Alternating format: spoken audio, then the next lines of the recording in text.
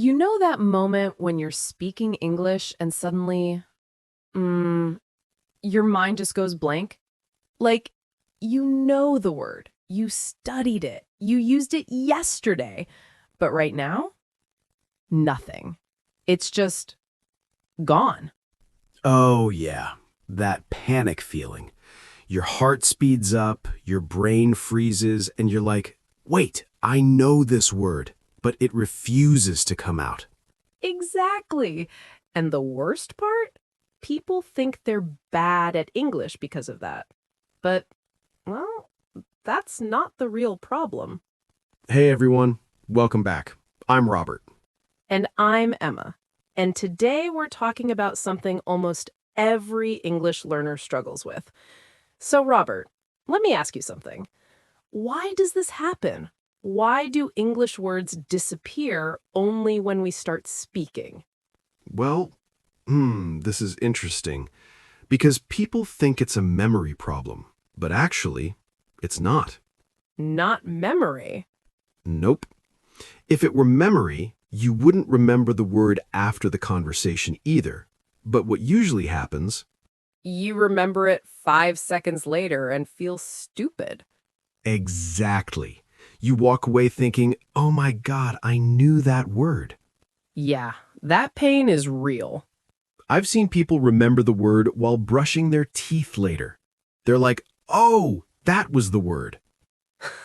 Yes, or in the shower. Always in the shower. Always.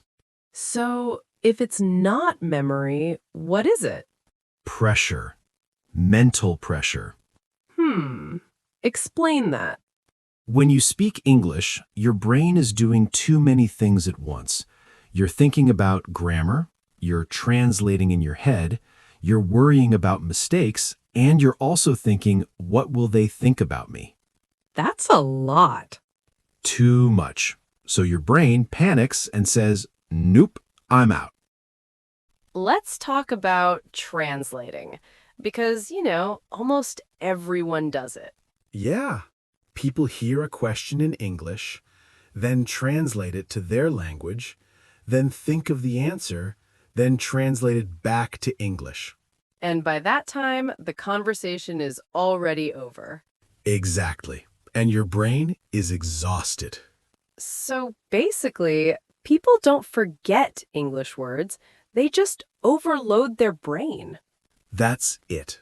You didn't forget. You blocked yourself. That actually makes sense. And here's the sad part. People start saying, English is not for me, or I'm too old. Yeah, that breaks my heart a little. Mine too. Let's give a real example. Simple one. Okay. Someone wants to say, I was tired, so I went home. Easy sentence.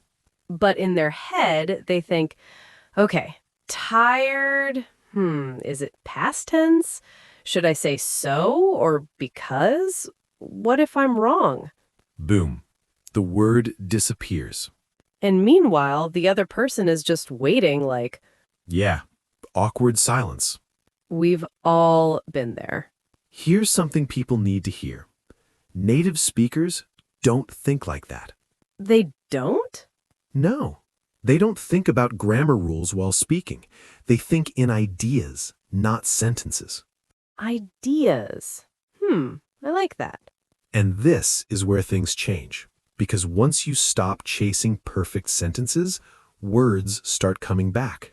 So you're saying the solution is not more vocabulary. Exactly. And in the next part, we'll talk about what actually helps your words come out naturally.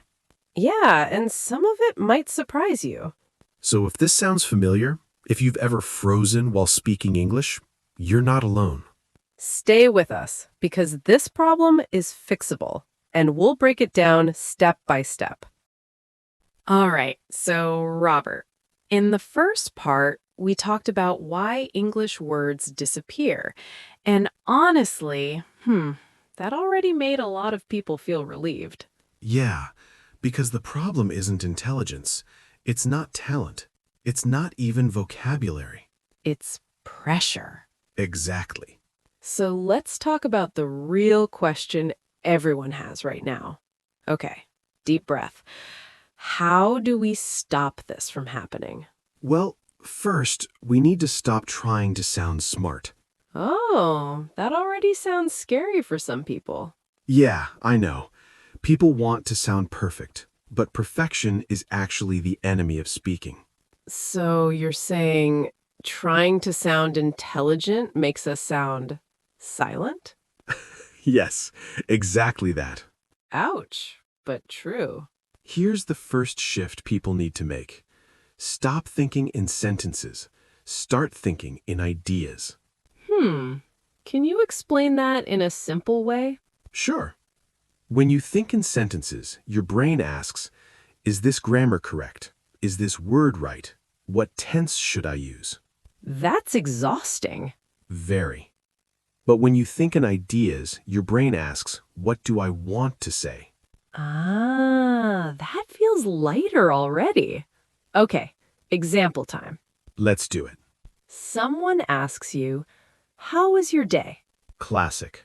Sentence thinker says, okay, past tense, adjectives, structure. And idea thinker says? Good, busy, tired. Exactly. And guess what? That's real English.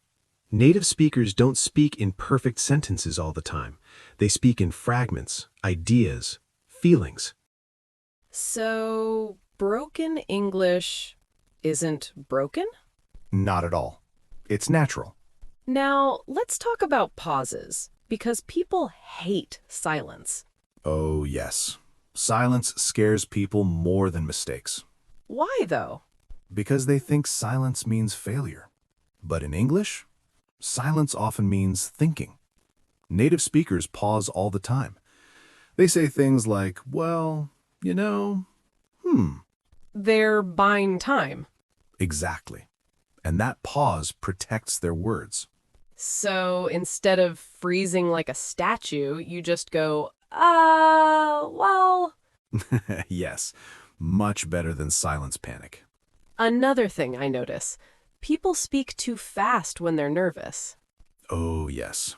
Fast speech kills clarity. And thinking speed can't keep up. Exactly.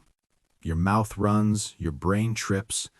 For podcast listeners, this is important. Speak slower than you think you should. It feels weird at first. But it sounds confident. Let's touch something emotional. Fear of judgment. Yeah. People aren't afraid of English, they're afraid of being judged. That's the real fear. Most people you talk to, they don't care about your grammar. They care about the message. Exactly. So let's recap quickly. Sure. Your words disappear because of pressure, Translation overload, fear, and they come back when you think in ideas, use pauses. slow down. If you're listening right now and thinking, wow, this is me, that's okay. You're normal. And you're fixable. Your English isn't broken. It's just under pressure. In the next episode, we'll talk about a tiny habit A very small one. that makes your English sound confident almost instantly. Yeah. And it's something native speakers do without thinking. So don't miss that one. See you next time.